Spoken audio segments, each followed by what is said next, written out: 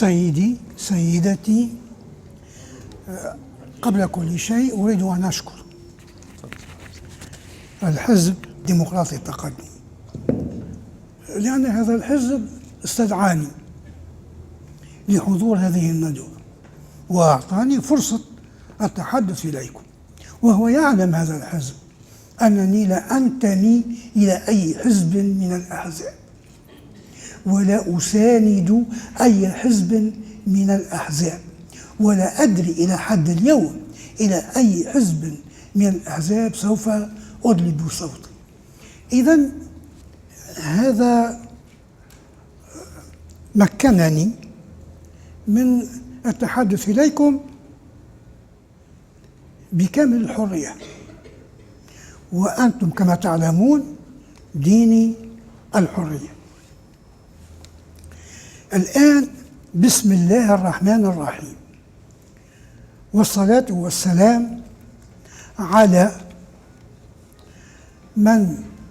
على خاتم الأنبياء والمرسلين الذي أرسله الله إلى الناس كافة وجميعا.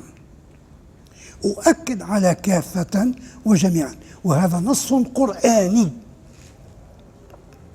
هذا معناه ماذا؟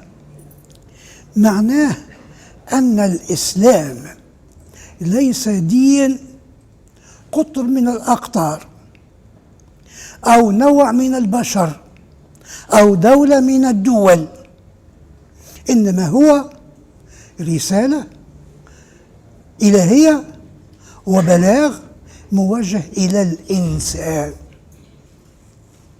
الصيني والنرويجي والطالباني والسعودي.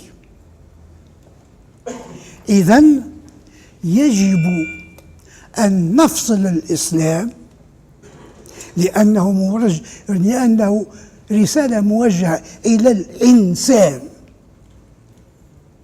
الذي مات والتحق بخالقه، والذي سيولد ويلتحق بخالقه، حيث هو موجه إلى الإنسان من حيث هو إنسان، فهو دين صالح لكل زمان ولكل مكان.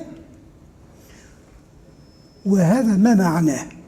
معناه أنه في كل زمان وفي كل مكان يجب تحيين البلاغ القرآني، تحيين actualiser